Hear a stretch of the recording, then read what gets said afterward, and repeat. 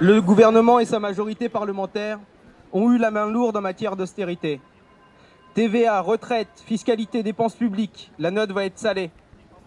Les différentes lois votées dans les derniers jours de cette session parlementaire vont coûter plusieurs milliards d'euros, directement ou indirectement aux Français, particulièrement dans les classes populaires et les couches moyennes. Alors que François Hollande avait promis une réforme de la fiscalité pour plus de justice, c'est tout le contraire. En 2013, 1,8 million de foyers, souvent modestes, sont désormais imposables sur le revenu, d'autres subissent une augmentation forte.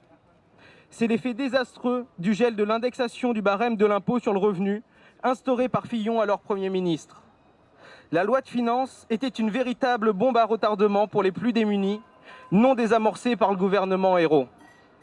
Et le projet de loi de finances 2014 s'inscrit dans la logique des précédents budgets d'austérité, avec des coupes importantes dans les dépenses publiques, 15 milliards d'euros en moins jusqu'en 2017, dont 1,5 milliard sur le dos des collectivités, et un transfert financier au bénéfice des entreprises et au détriment des ménages.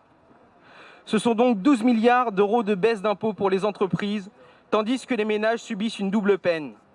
Leurs impôts vont augmenter de 11 milliards d'euros, mais risquent de ne plus avoir accès au même niveau de service public du fait des coupes budgétaires.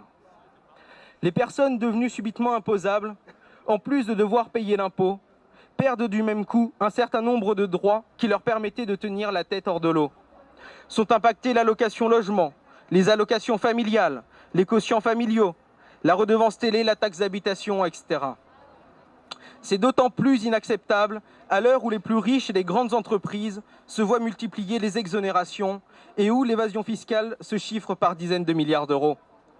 De plus, au 1er janvier 2014, le gouvernement entend opérer une nouvelle ponction de 7 milliards d'euros supplémentaires sur les ménages en augmentant la TVA, l'impôt le plus injuste. La TVA, que chacun de nous paye dès qu'il achète quelque chose, représente 16% du budget d'un travailleur payé au SMIC.